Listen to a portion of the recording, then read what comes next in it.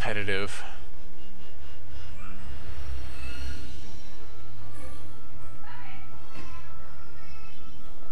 And no mirror match, okay.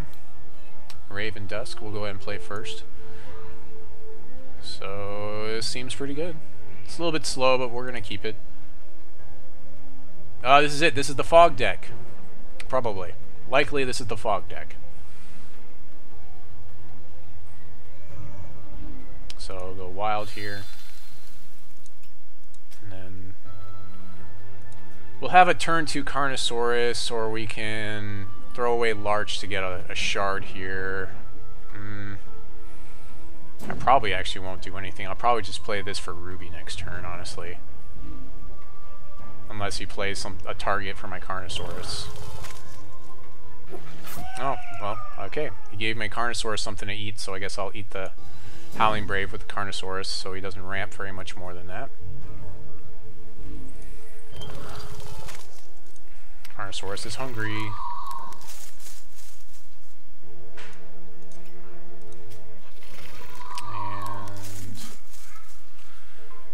We'll have a turn 4 Titanias, which is, you know, pretty good. It's got Sapphire.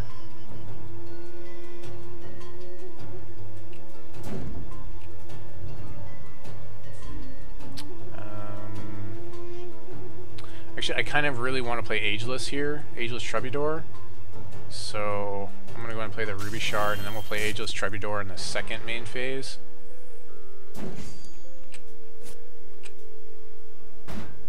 And then we'll have Titanias without even using our charge power on turn 3. Or turn 4, rather. With this Wild Shard.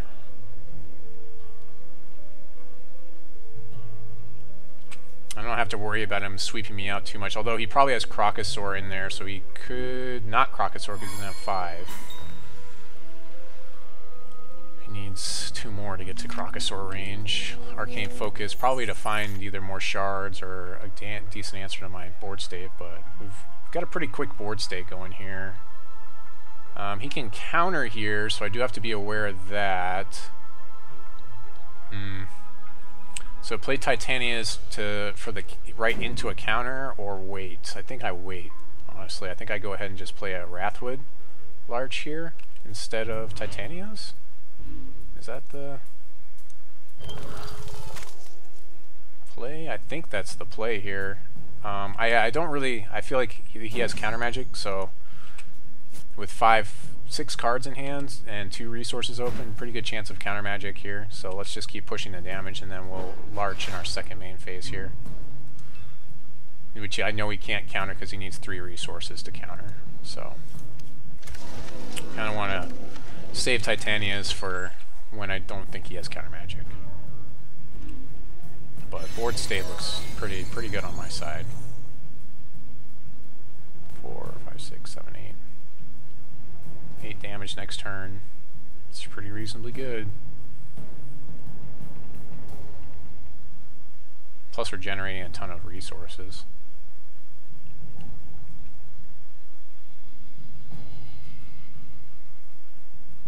I'm not seeing Diamond, so this may not be the Fog build. He may just be Wild Sapphire.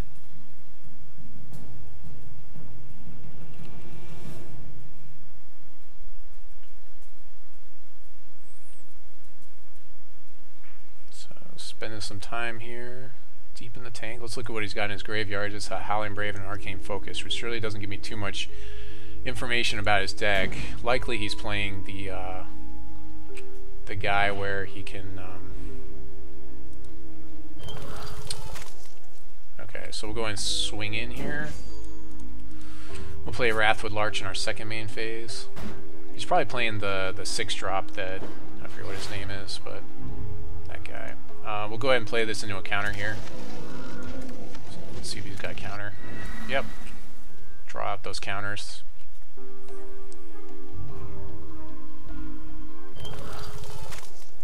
That's a good card for us to have him counter anyways, because he misses, completely misses with his Titanias. I feel like that's a bad choice for that deck given the amount of spells that are in it, so a very good chance of missing.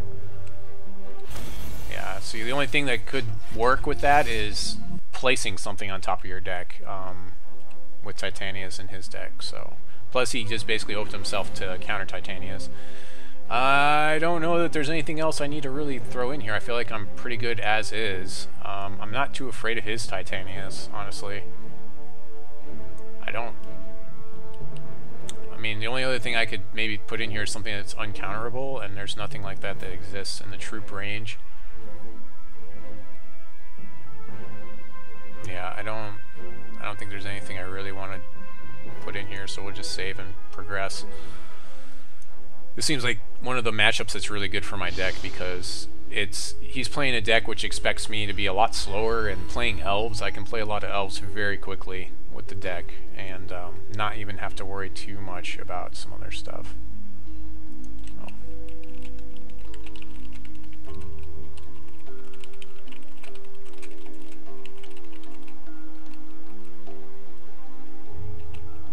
So we're obviously mulling this one. We don't have the resources to play anything in our hand. Plus we have a Calamity in hand that's kind of, yeah, just really a bad hand there. Much better. We'll go ahead and keep this one.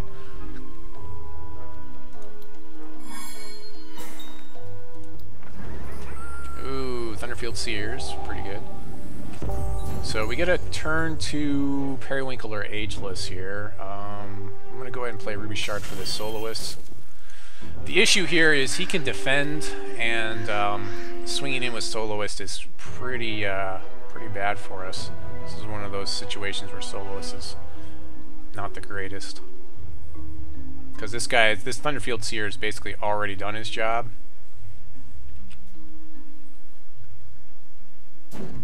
So it may be better to just simply play the Shard of Savagery for Wild and then pass the turn, instead of trying to get like Ageless or Periwinkle in play.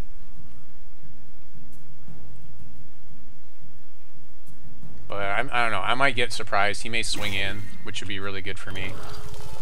Ooh, he's ramping pretty hard here, so he may actually get his 6-drop in play this time, where when I draw cards, he draws cards. Be very surprised if he swung in here. Yeah, that's what I thought.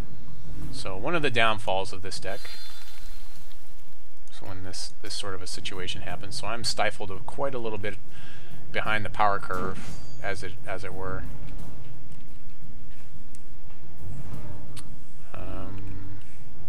Eventually I get to play double Crocosaur, though, I think, as long as I draw another Wild Shard. I need to draw a Wild Shard. So one of the other clunky things about playing this deck is, you know, drawing Calamity. Most of the time when you draw it, it's not playable.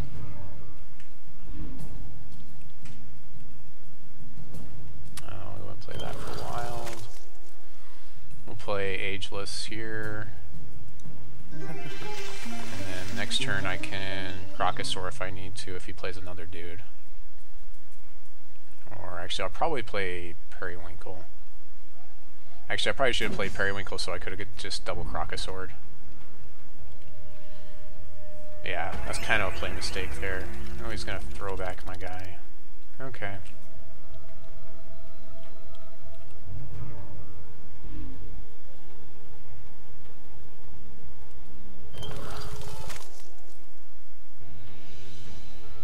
Plays another guy, we can Crocosaur. We need to play a single Crocosaur here, but he's doing that, okay. It's mostly just ramping on his side. Hopefully we won't see that guy again. Plays for Wild.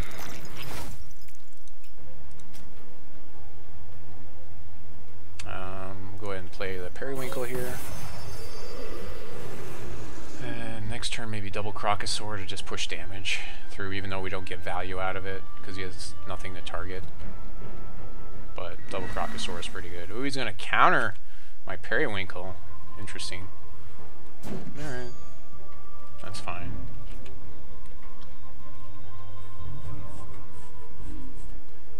Guess I should have watched his Shards, but whatever.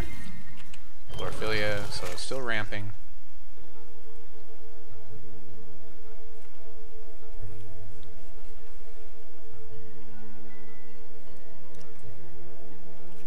Puts the counter magic back in his deck. Yep, starting to get things rolling here on his side of the table, at least. One card left in hand, though. He's probably getting close to being out of counters if he had a lot to begin with. So he knows that's a different one. At least he should know that's a different one.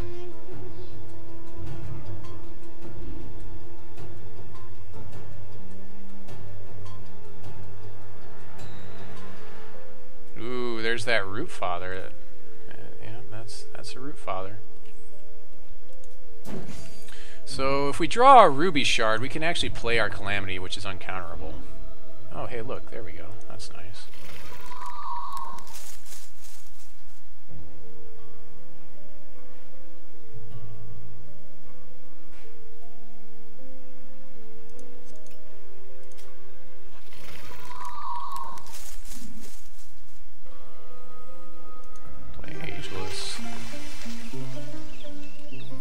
It swings for 8. We can swing back for 7.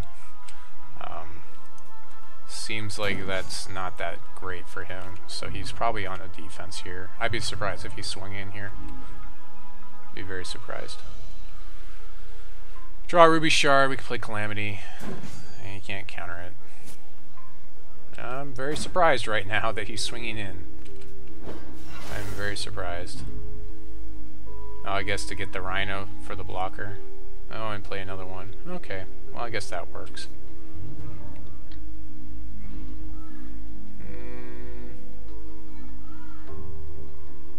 I can Crocosaur twice to kill both of his guys. So that's the play, right? Yep, that's the play. He can't counter. So here we go. Give up 2 Crocosaurs for 2 Root Fathers. That seems reasonably good. And I gain lots of life because I have my Carnosaurus in play.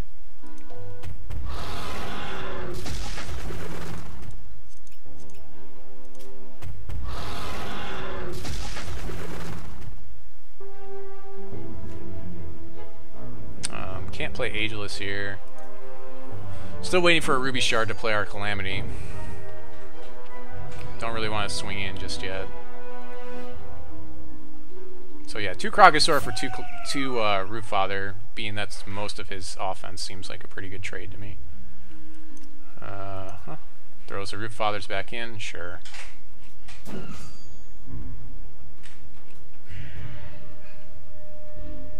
More Ageless. Lots of resources. If we hit our whatever it's called, and we actually get it off, like that should be pretty good.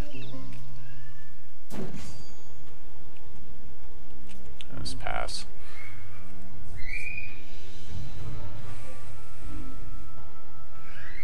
What is it called? Oh, Crocosaur. I don't want to see you right now. Oh well, I think I still have enough that I can cast the Walking Calamity if I hit Ruby.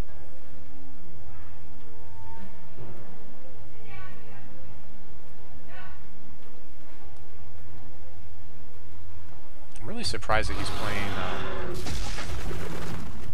whatever you call it in there. So really need to hit the Ruby Shard here. He's playing Titanias, and like it feels like there's too many spells in there for Titanias to be as effective as it needs to be. I guess I can play a large, and then I'll just stall the board state for a little while until I maybe draw a Ruby Shard.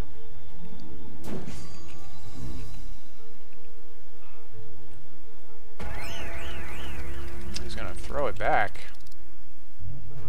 Alright, I guess he gets 5 damage through.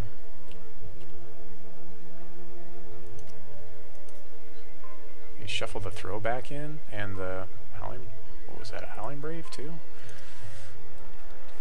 I think that's great. I don't think that putting the throwback back in there doesn't seem like it's that great.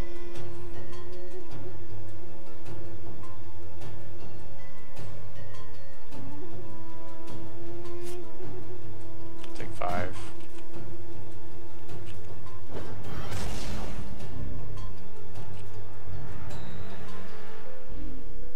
Periwinkle.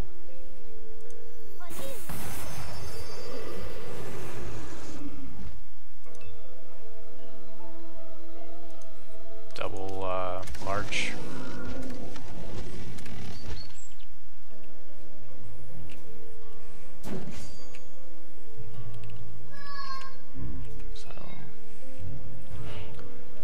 Still looking for that ruby shard. Oh, there he is. I was looking for that guy. Yeah, I knew he was in there. Windsinger, Master of the Hunt. So this is probably the part of the game where I lose. So he just has too much draw power at this point.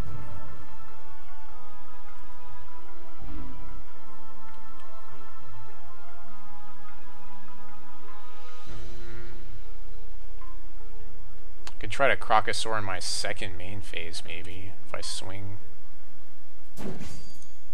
Swing.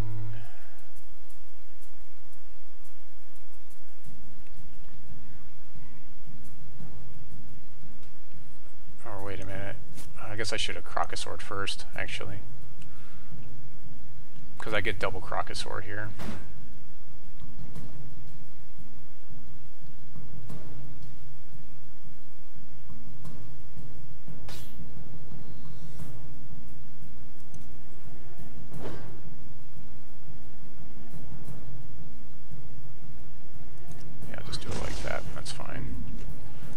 Yeah, it's kind of a play mistake. I get double Crocosaur anyways, which would have taken care of this just fine. Let's go bam, bam.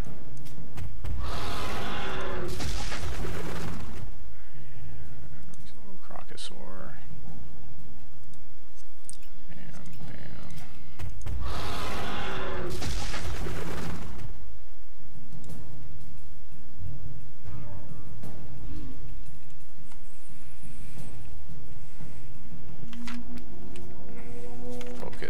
Looking for something, for an answer.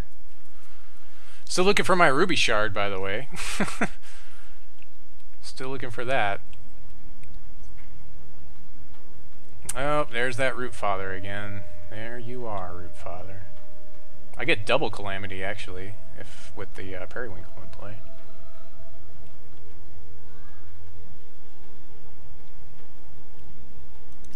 Yep, shuffle those back in. Those are good cards.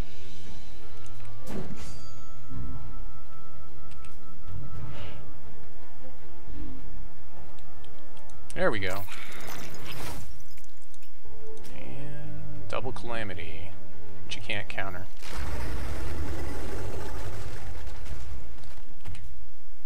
And I'm at 29 life, so I'm not really worried about his flyer.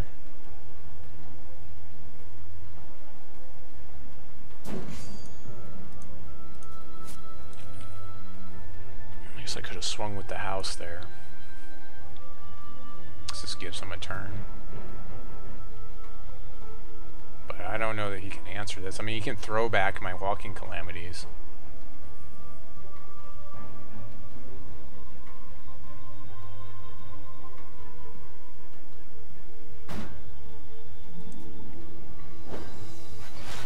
I guess he's just going to take it. Yeah, well, there you go. Round 2 of the stress test tournament.